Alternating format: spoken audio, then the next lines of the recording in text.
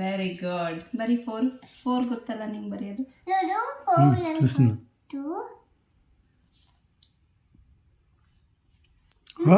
ఎంత బాగా రాసిన 4 అవునా 4 ఎలా రాయాలని ಇವಾಗ ಪ್ಯಾರೆಟ್ ಬರ್ಡ್ ಎಷ್ಟು ಕೊಟ್ಟಿದ್ದಾರೆ? 7.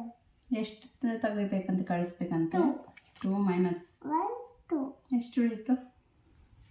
1 2 3 4 5 6. ಇನ್ನೊಂದ್ಸರಿ ಕೌಂಟ್ ಮಾಡಿ ನೀಟಾಗಿ. 1 2 3 4 5. Very good. 5 ಇರಲಿ. ಎಸ್ ಥರ ಬರೀ ಇಲ್ಲಿದೆ ನೋಡ್ಕೊಂಡು ಎಸ್ ಥರ. ಯೇ 5. Very good. ಇವಾಗ 6 ಟೆಡ್ಡಿ ಬೇರ್ ಕೊಟ್ಟಿದ್ದಾರೆ. ಅಮ್ಮ ಎಷ್ಟನ್ನ ತೊಗೊಂಡ್ಬಿಡ್ಬೇಕಂತೆ ನಾವು? 6ನ್ನ ತೊಗೊಂಡ್ಬಿಡ್ಬೇಕಂತೆ. ಓ ಎಷ್ಟು ಉಳೀತು ಇವಾಗ? 0. ಬರೀ ಗುಡ್. ವಾವ್, ಪೀಚ್ ಫ್ರೂಟ್ ಎಷ್ಟು ಕೊಟ್ಟಿದ್ದಾರೆ? 8 ಕೊಟ್ಟಿದ್ದಾರೆ. ಎಷ್ಟು ತಿನ್ನಬೇಕು? 4. 1 2 3 1 2 3 4. ಎಷ್ಟು ಉಳಿತು? 3. 1 2 3. ಇಲ್ಲಿಂದ 4. 4 ಬರೀ.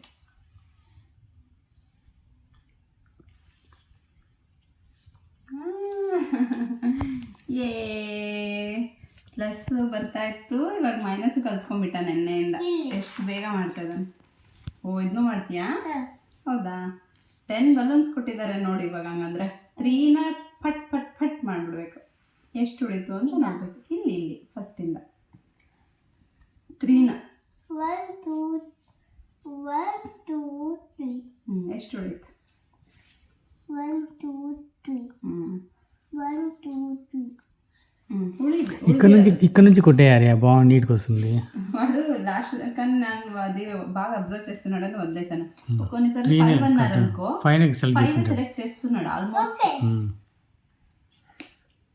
1 2 3 4 5 6 7. 7 బరీ.